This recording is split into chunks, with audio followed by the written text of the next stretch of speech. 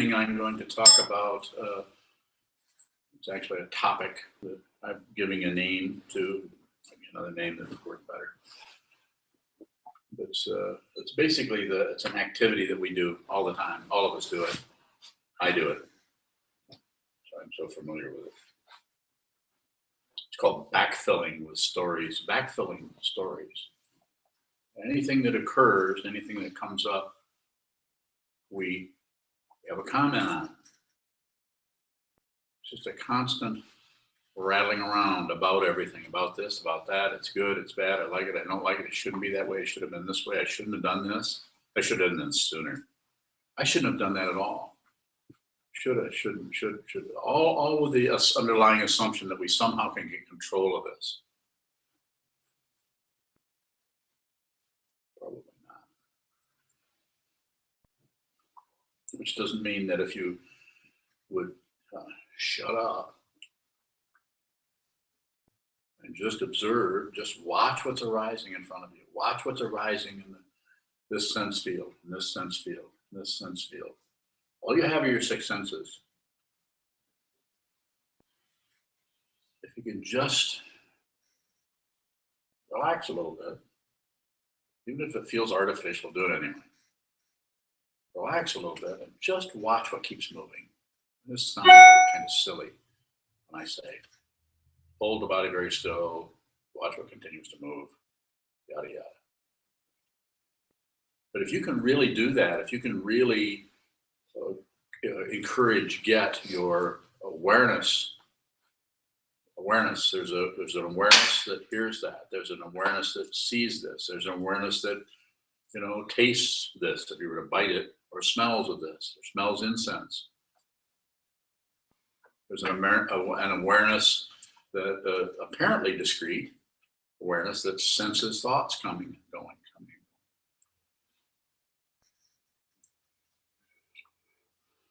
If you can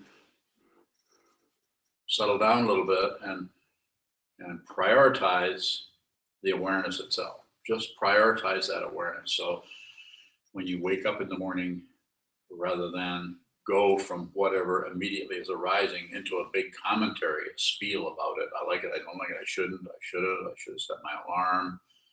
I set my alarm backwards. I shouldn't have driven to Ann Arbor. I don't know where that came from. I should have driven to where? Ravenna. To Ravenna. Yeah. So.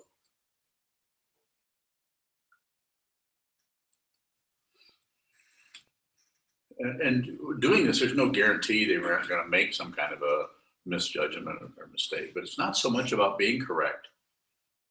It's not so much about not making any mistakes. It's about fundamentally seeing who we are and what this situation actually is for ourselves. So you can see, so you don't have to figure, you don't have to calculate anything anymore. You don't have to worry about what's important, what's not important. You'll have no doubts about what's important. What's most important is this it's not even a moment. It's not even a split second. Those are words invented by ego to try to get control of stuff. There isn't any second. There isn't any, you can't find now. Eckhart Tolle, the very, very wealthy awareness teacher, who's never meditated at all, I don't think, talks about the power of now. And I say, WTF? There isn't any such thing as now. It's just a concept. And again, don't misunderstand. I thought that was a great book he wrote. It's a good one. And he helps a lot of people. He encourages people to be more uplifted, more present, more. The problem with that approach is it takes so much maintenance to stay in the now. Just trying to be in the now. How many times have you said that or heard somebody say that? And actually thought, yeah, me too. I like to be in the now too. Impossible. You can't be in something you're not separate from. And you can't see something unless you're separate from it. And if you see something, if you see anything right now, you're looking at something right now. If you see something, that's ego. That's separation. Everybody's hand should be going up. What does that mean, Uncle Bob?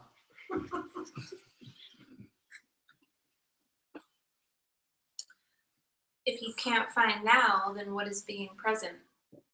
I don't know. Find out. I don't have that question. You have that question. And what do I say? Find out. You're going to have to find out yourself. You're never going to settle for my answer. You're going to settle for anybody's answer. You can read book after book after book and study. And I highly recommend that you do, because these teachings are cumulative. And you may find a certain area of the teaching that you can really use to help you, encourage you to begin to operate out of just what is arising rather than what you think is arising, just what is arising rather than passion, aggression, or ignorance. Excuse me. It can be very difficult to do that.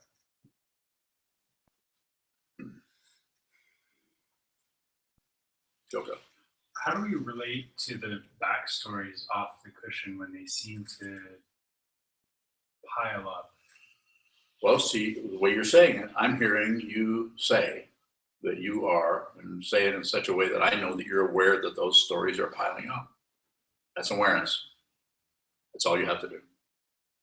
You don't have to do anything. If you think you have to do something with those, if you think you have to stop those, if you think you have to change them the direction, if you think you have to put a patina of golden confetti over the top of them to make them somehow palatable, if you think you have to dice them, or what's the other one? Slice them. If you think you have to chop them. Any other cooks? Saute. Yeah, sauteing.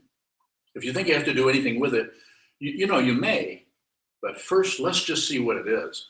Because if you look at something, you know, and you just see part of it, you just see it, and you immediately start to do something with it before you know what it is, then you're operating on something that it's not even there. It doesn't exist. What exists is your idea. So you're operating on your idea of what it is. So that's why awareness is so important. First, let's just look at it. Let's see what it is, how it operates.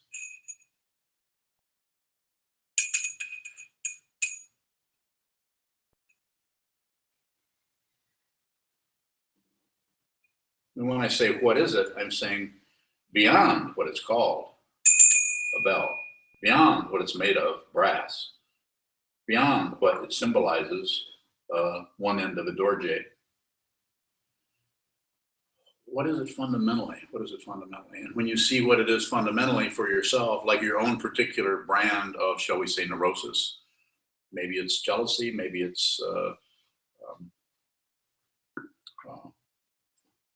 we can go on and on about all kinds of different so-called problems, self-esteem, depression, lack of energy, on and on, all kinds of things about this. It seems to be very important to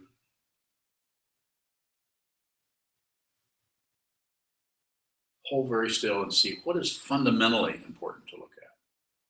Fundamentally, because it is so easy, if you have any kind of backfilling or stories going on, you're saying, well, it's because of him that this happens, because of her. Well, if she hadn't done that. My way early on, when I was very young, was blaming my mother for everything.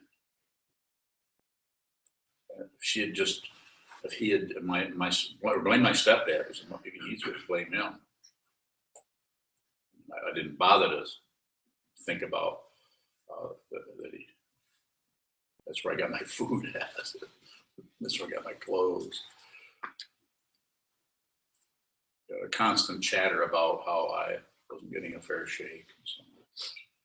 Some people go their whole lives just constantly regurgitating stories about how terrible things are.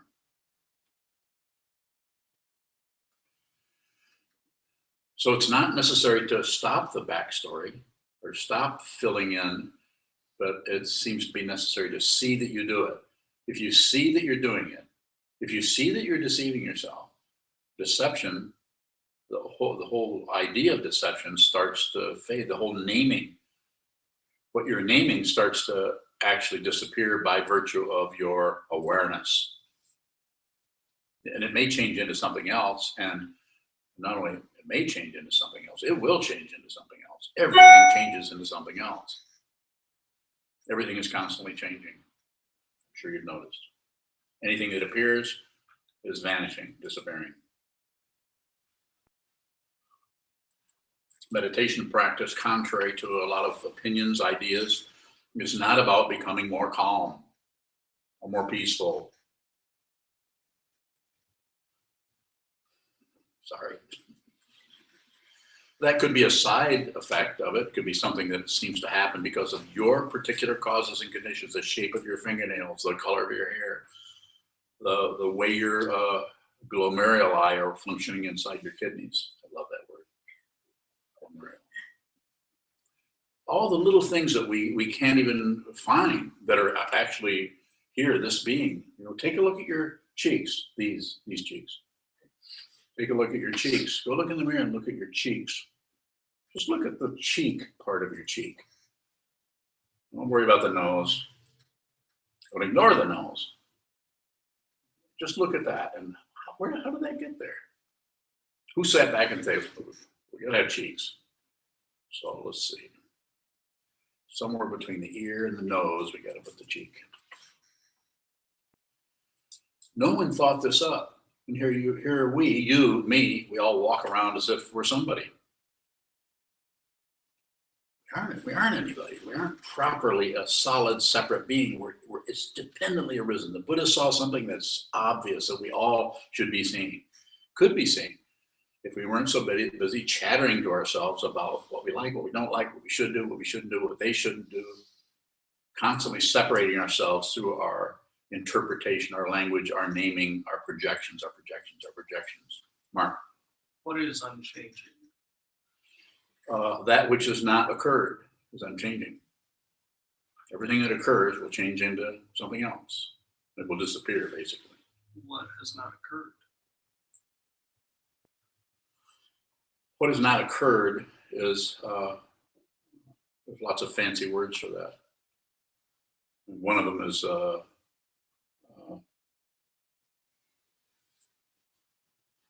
Dharmadhatu, or the body of truth. Wisdom has not occurred. It's not an occurrence. Anything that occurs has to de-occur or dissolve. Anything that comes up is going. It's going down eventually. Everything, all the nations, all the politics, all the human beings, all of us, and our children and their children's children are going to be born. And the interesting thing about that, if you see what is really true there, it's not negative at all. People sometimes say Buddhism is a pessimistic religion. Well, it's not. They're wrong. But it is a religion or a spiritual path that does not ignore the extremely difficult aspect of being a living being, which is what the Buddha says. Life is suffering. It's difficult. It's difficult. It's stressful just to be a living form, to have a reality show up in human existence. This body, speech, and mind that is so much seems like a separate from everything else, like a being. When you say hasn't occurred, does that mean it doesn't occur? Yeah, it can occur. Well, the only thing that occurs is causes and conditions. They occur, and then they go away, and then they occur again. Now, there are different schools, and if we want to get into philosophy, there are certain schools that think that relative truth and absolute truth are two different things. And there's all kinds of, the higher we get up the ladder of concepts and fancy Buddhist schools, the more I start getting bad marks. probably never graduate. So it's just a relative way of talking about it. So it's challenging to talk about. But the fundamental situation is, are you happy? Are we happy? What is it to be happy? What is relative happiness? We know about that. The relative happiness is getting the ice cream. The relative sadness is when the ice cream is half gone. Because it won't be long. It's going to be all gone. How do we see emptiness as not separate from form? By looking at the form really intently. This is how we do it. This is how we train. Hold very still and look at every single form that arises and falls and arises and falls until you see it is empty of itself and it is empty of an other. So it's neither you nor is it the opposite from you. It's not two, non-dual. The Indian philosophy before the time of the Buddha was talking about this in the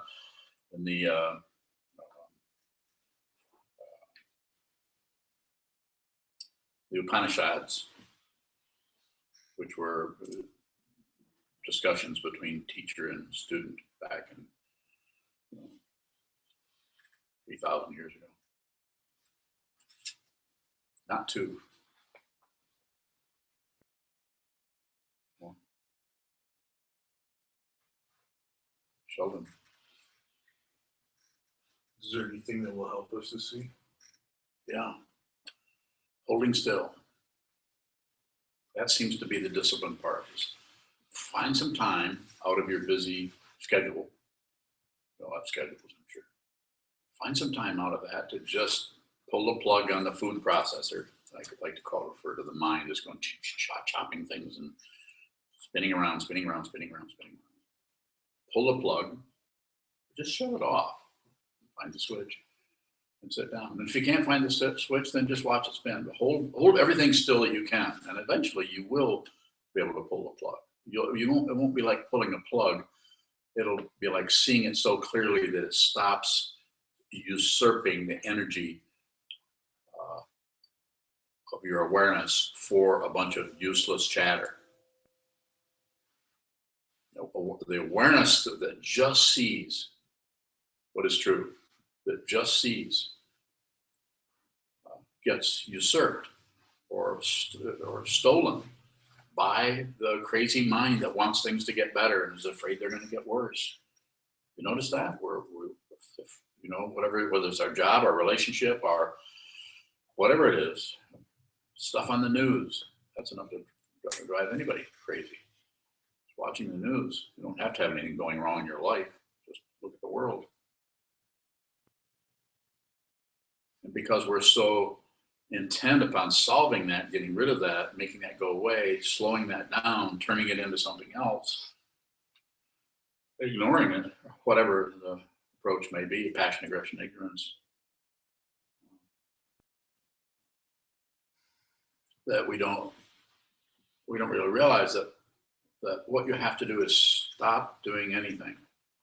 We're not talking about becoming a vegetable, or I'm never doing anything again.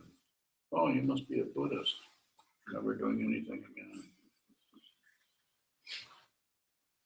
I do all kinds of stuff. I'm a Buddhist. I get in trouble all the time. Yes.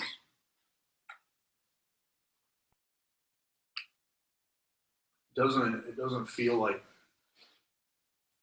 I'm seeing anything. Yes. When you're sitting, Yeah.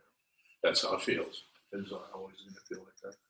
Nothing lasts. Nothing is always the same. You can't find anything that's always the same.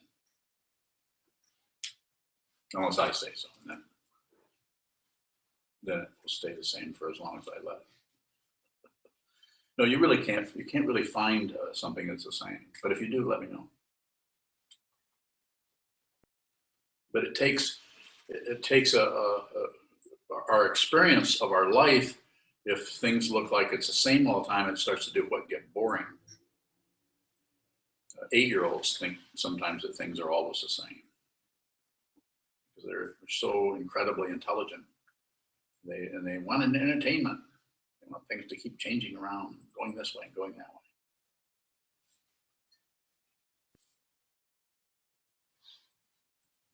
Since you, What did you mean earlier when you said that if you see something in front of you, that's ego? we project onto things. And ego, you don't have to get rid of ego. So we're not saying that if you had no ego, that you would see nothing but black space. I'm not saying that. I'm saying that if you, what did I say? I'm not sure exactly what you said. Time. Anybody else? Anybody else? Yes. Oh, what you said? Yeah. It was something like if you see something in front of you, That's ego. like at the time I was looking at you. If Okay. you see Yeah. something that's ego, is that it? That's it. Okay. Okay. Got it. That's Okay. So if you see if you see something, which also means if I see something, I'm not left out of this equation. If you want to call it an equation. If anything I see in front of you, if I see something in front of me that is separate from me, like another being, that's ego. Because ego thinks that it's separate from everything. So if you look at everything and you see that you're not separate from anything, then you're really not seeing anything. Other than no separation, other than no self, no other. Yes, sir. So if you're not seeing anything, have you gotten rid of ego? No. So do you still see things? Sure. They're just not real. Ego actually thinks they're real and need to be dealt with or appreciated. There has to be an agenda around it. And even that may come and go. So you can't suddenly attain some kind of a state where, oh, finally I've got it, nothing ever goes wrong. Finally. Whew. That was a lot of work and all that. Decade after decade meditating. Finally I had my breakthrough. Man, that was hard. But I'm glad I did it because, now I'm totally perfect. And totally Onodara Samyak Sambodhi, the perfect realization of the Buddha, is what? According to the Diamond Sutra, what is it? No realization. Remember that? Realization is no realization. You've not studied the Diamond Sutra? Maybe. Are you ever here on Monday nights? Yeah, but I can never remember. Like I always get to the next Where's your Monday. notebook? Right here. Write it down. Write it down now. Monday.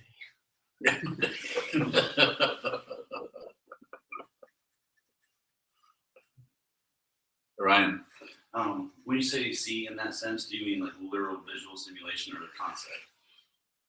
I think it's a little of everything. There's some. My experience is visual. I'm saying it's see. I'm using that, so I'm seeing. And I, for a while, I was saying this all the time. And then the more I thought about that, I thought, and I don't think much, but I think maybe I should stop saying that. See, that's one of my backfilling things there. Maybe I should stop saying everywhere I look, I see myself. Because I don't know if that's making any sense to anybody. But that's how it looks. If I look at you, I see you, and I also see myself. Yes. Well, if it's not seeing, then what is it? It's seeing that's no seeing. It's not two. This is literal. Transcendence is literal. It's literally. Long after I'm gone, you'll think, I think I see what he meant. Wait a minute. Did he mean see it, or a seeing that was not seeing, or a not seeing that was seeing that it was not seeing? Darn Zen guys. Yes. How do you see both yourself and someone else when you're looking at them? It seems to come out, the path quality of it, we get flashes of it, but then we try to grasp on. We have a sense that we're seeing something that has been hidden, and then it kind of shows up, and then we get a little excited about it because we think, wait a minute here. I think I'm starting to get something. And I'm here to tell you, you're not. Those things just show up. They tantalize you a little bit, and then they go away. And all that's really telling you is But it's kind of like a hint, but it's not the actual enchilada. Is it necessary to understand those experiences as they occur?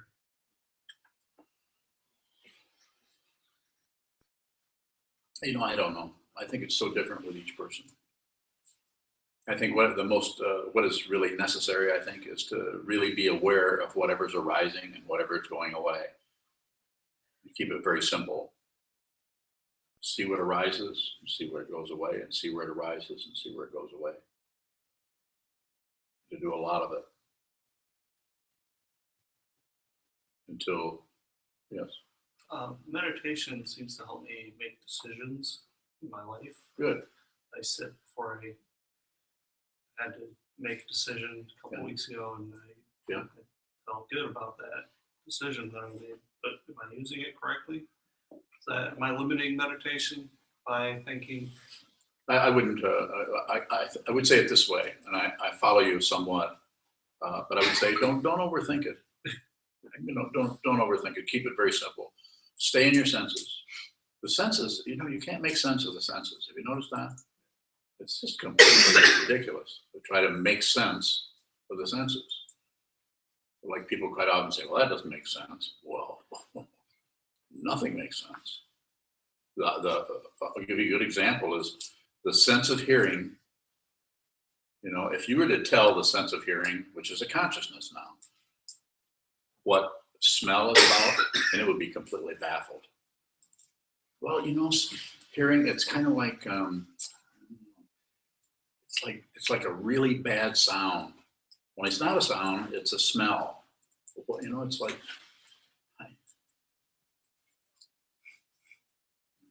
this is what it's like to try to teach the Dharma.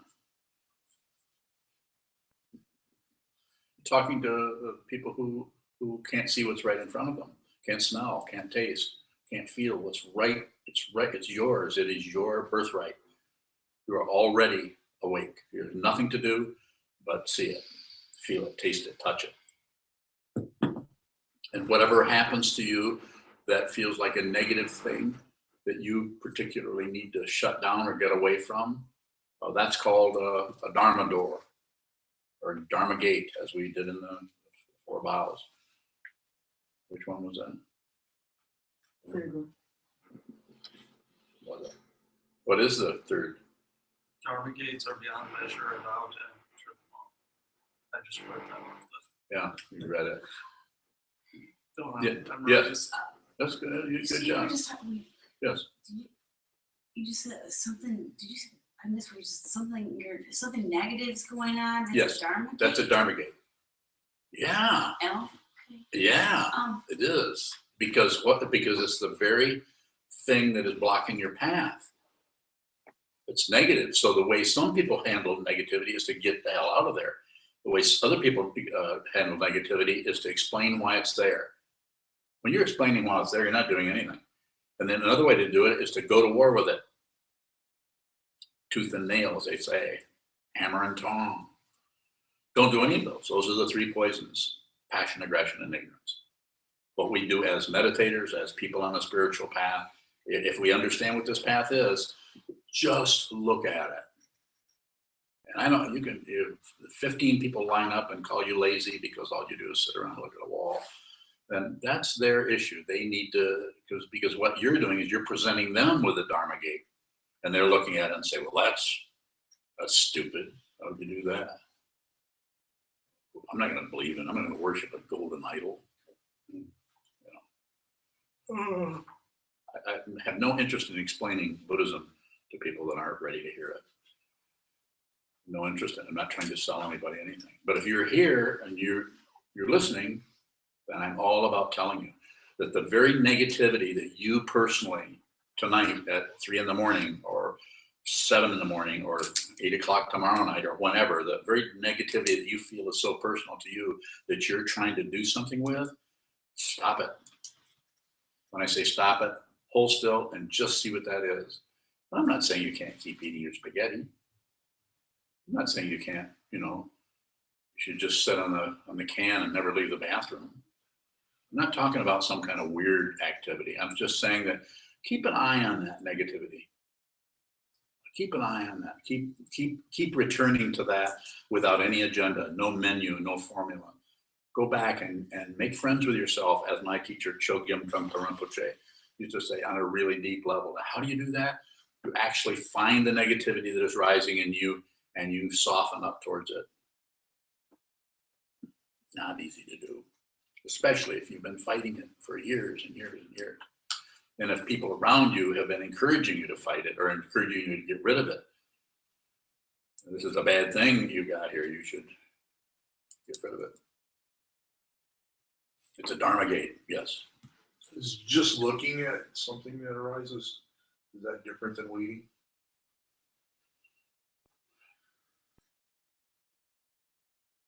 I think, those are, I understand your question. I think, I understand what you're saying, but I'm not sure if I understand the intent behind the question. Could you say a little more? Because there is a difference, but those are fairly close. Waiting is like, when's this going to happen kind of thing. And looking at it is you have no agenda about, you're already looking at it. It's like waiting is like kids in the back seat. Are we there yet? Are we there yet? You ever do that? Yeah. So that would be kind of waiting to get there, waiting at the bus stop. Waiting and waiting. So if we're just looking at something, we're not waiting. Not waiting. And it's called patience. Patience isn't waiting. Patience isn't something you do, it's something you are. You don't, and it doesn't even come up to a backfill story that operates like this. Well, I'm just going to do this forever until it finally happens. You don't even have a story about it. You don't even know you're waiting unless somebody says, "What are you doing?" I don't know. What does it look like I'm doing? It looks like you're waiting for something. It's like the story, there's a Zen story where somebody's standing on top of a mountain and there's the two people speculating on it. Do anybody remember that? And I don't remember how it goes, but I can just make something up. One guy says to the other guy, "See that guy on the mountain? I think he's waiting for his dog. He's lost his dog. He's waiting for his dog." "No, I don't think so. I don't think he's waiting for his dog. I think he's speculating about what kind of crops he's going to plant." And they go on and on talking, speculating. And finally, they decide to go ask him. And they ask him, he says, "I'm just standing here." I know it would probably be a lot better if you read it. Some real Zen guy was like. But it's like that. We tend to get trapped in our little melodrama, our story, and we get wound up in that. And then instead of actually just looking at it and watching what it is, and being aware of what it is, we start to add on to it. I shouldn't be thinking that. Or the reason I'm feeling this way is because of that, or because of this. The amazing thing about this is not that why it makes it so hard for self-centeredness or ego to work with this is because probably, relatively, in relative truth, there probably is a justification. Somebody did give you a hard time as you were growing up. So we're not taking that away and saying that's completely false. You have to get over yourself. You have to be some special being who's impervious to anything, any kind of conditioning. No, we're saying that needs to be included too. But what we're saying is just keep it simple. Don't dig a trench with it. In other words, if you're mistreated by your one of your parents or someone in your family, acknowledge it, think about it, but do nothing with it. Don't add on to it. Insofar as you can, don't blame. All dharmas are without blame. If everything is dependently arisen, there's nobody at fault and nobody gets praised either. And that being said, this doesn't mean that if you see in our relative world somebody abusing someone else, you don't go over and try to stop that from happening. You might, and you might not. So the way in which we all are dependently arisen is an amazing situation. It's when you begin to see this, instead of being more clear about everything, it's like there's a willingness to not know. And so it's more like a mystery. that we participate in, because we are so specific and so located, and so eyes here, ears on the side, eyes in front, nose is vertical. Very simple situation we find ourselves in. So rather than blame someone, we don't turn away from it. We look at it and we realize that this caused that. But we don't go in and try to punish someone or push on someone or get someone who is not ready to really see the truth. We wait. We have patience. Or if we maybe we run out of patience. Maybe we say, you know, I'm taking you out. Do you ever experience any paranoia with not knowing? Yes, I do. Comes and goes. I don't mind. That's a way of saying it. I experience all kinds of things. I experienced things I was experiencing when I was very young. Nothing has changed. The only thing has changed, and has not really changed, it's just been realized, and there's a realization there's not any central headquarters anymore. If the paranoia is there, then it's going to have to do without me, because there isn't anybody here to keep that running. So the paranoia may show up, the anger may show up. That's why it's so difficult to understand it, because we think we're kind of getting somewhere, and all of a sudden we're starting to get angry about something. You say, wait a minute, I've been meditating and meditating and meditating. And all of a sudden I'm being angry. I shouldn't be angry if this meditation were working. Well, it's not, the anger is not the problem. Anger is something, if you're a human being, you're going to get angry. The problem, if I want to call it a problem or talk about it as an issue, is you think there's somebody who's angry. You think there's a solid being who can be angry sometimes and not angry other times, and that you need to stop the anger or justify the anger or do something with it. Whereas when anger is self-existing, the Tibetan word for this is rangjung. I'm probably pronouncing it wrong. It doesn't have a connection to something else with some kind of a lineage of horrible things that have happened to cause this particular angry situation, even though it does. That's why it's not two, and that's why it's transcendent, and that's why this is a spiritual path, not a mundane path.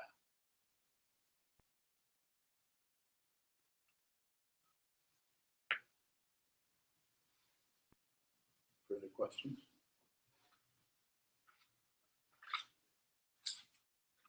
So earlier you said if you see something and I see something in front of me that's separate from me, that's ego. Yeah. So where does the confidence arise? The confidence is unconditional. It's not based on causes and conditions. You can't win, you can't lose. Other people's opinions of you being successful or not successful, or being a great teacher in this case, or a terrible teacher, or quite a bit beside the point. On the other hand, you can't function as a teacher unless you have students. So.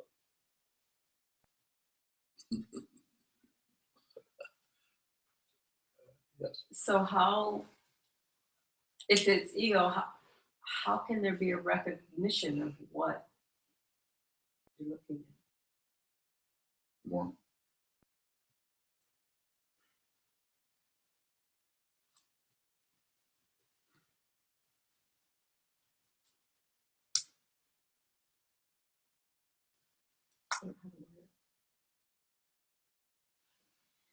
Just ask the same question again. Well,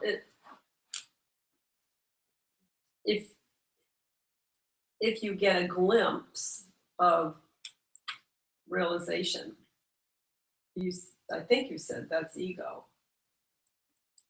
Is ego going to report back to us that I got it? See how amazing that was? You said you couldn't say it a different way, and you said it's a totally different way. Of course, I wasn't listening to you.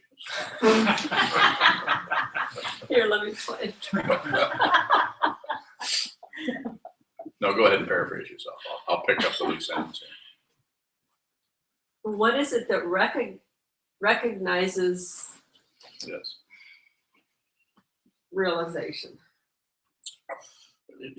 We're using relative language, so which is a very plus and minus situation. There's different languages operate with different kind of equipment. So we just do the best we can with it.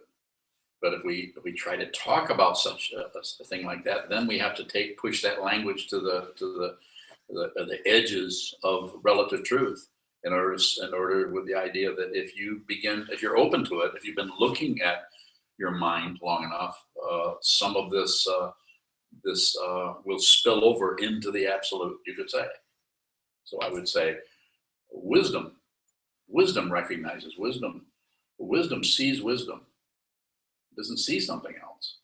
And so therefore, you see separate people, sure, and you see people having trouble, and if someone asks you a question, you do your best to answer it based on what you see, and you see pretty clearly. But the interesting thing is when you see really clearly, you also see so clearly that you have no permission to talk to someone unless they specifically ask you. So it's a natural sense of respect that you have for people. It's like I've met people in the interview room and here and all over the place that if they would come and let me talk to me about it, I could help them. I mean, fundamentally help them. But I can't sell anything. How do you know that? I just know it. I know it out of no separation. But the timing is off. It's not like they're doing anything wrong. It's like, Sokuzan's right. I should go back and study with him some more. That's not necessarily the case. It's just that I can see but the timing is off. So, maybe 5 lifetimes from now, I'll see them again. Or something will see them again. There's no solid me here. So when I go, I'm not going to show up somewhere else. I'm not going anywhere, including somewhere else.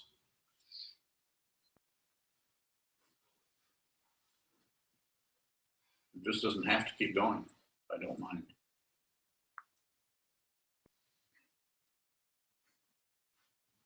Sheldon. I think in the past that you've told us that we should find out who we are. Yes. And recently I've kind of, during meditation, when I have thoughts of that I'm thinking something, or that I'm thinking about I'm doing something, Yeah. I'll think to myself, who am I? Yeah. I'm wondering if That's an actual practice that's used. In fact, Ramana Maharshi, that was one of the practices that he recommended to his people that studied under him. It's called Atma Vichara, or self Atma Vichara inquiry, self inquiry. Who is this? Who is this? And when an answer comes up, and then who is that? Who is that? Who is this? I'm the person who does this. Well, who is that person? A kind of persistent using the intellect, in a sense, to go burrow down into that. Let's find that identity. If there's somebody there, I want to see them. I want to meet that. Who am I? Who am I? Whereas in our approach here, you could do some of that, especially if it happens naturally. If you just find yourself saying, who am I? What is this? What is this I? I no longer, I've had those questions for decades. I no longer have them. Because it's been answered, and I can tell you what the answer is. Not separate. That's who I am. It's just not separate. So therefore, anytime you talk to me, you're looking at yourself, whether you know it or not.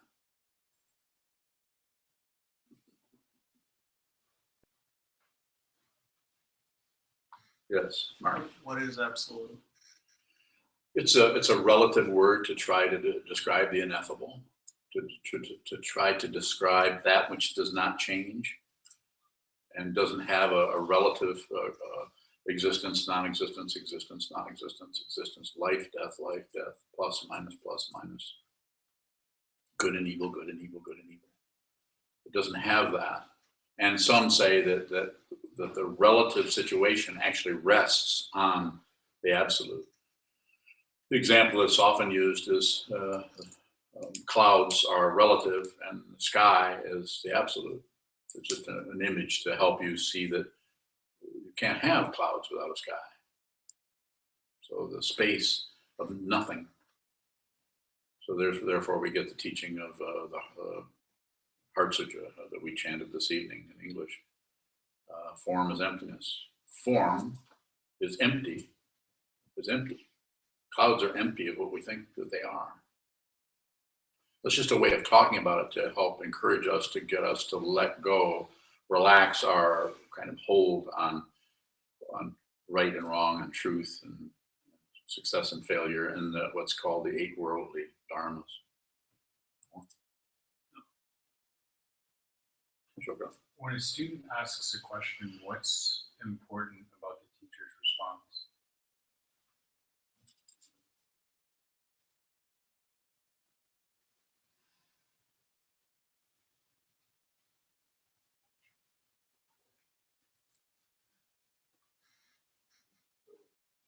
I don't know.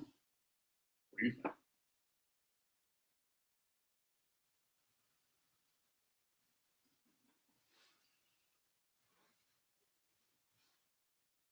What's the question coming out of? What do you mean? You know what I mean. You don't? No. Oh. So repeat the question then, exactly word for word. When a student asks a question, what is important about the teacher's response?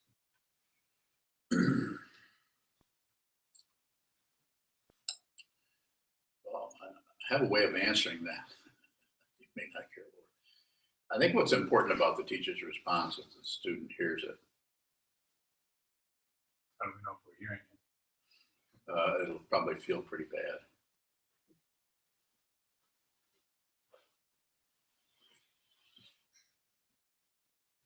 Can you say more? Yeah, thanks. And it also might feel pretty good. Seems to be very necessary to have an interchange between a teaching person and someone who's trying to learn this, and someone who has the image, someone who's been up and down the mountain a lot. If you want to go up and down the mountain, you want to go up the mountain, talk to somebody who does that, who's been working with that for a long time. And then when you say, well, how about this? This looks like a sinkhole to me. And the teacher may say, that is a sinkhole, well, go around it. And you might come to the same thing again and say, well, looks like another sinkhole. And the teacher would say, no, that's a Dharma gate, jump in. That's why we need the teacher is not so much to do it for us or tell us how to do it or what to do it. He or she probably isn't going to tell you an awful lot. If you have a really close connection with the teacher, they probably aren't going to order you around much at all. They'll have the feeling of that maybe, but they might not say too much, especially if you're practicing a lot. Because that's the primary thing, is to strengthen the awareness, strengthen the muscles that go up that mountain. To use a relative image. More, we're out of time, but is there any final questions no one called in?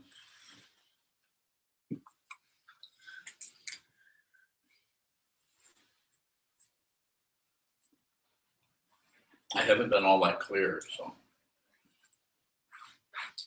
I've not been deliberately unclear though.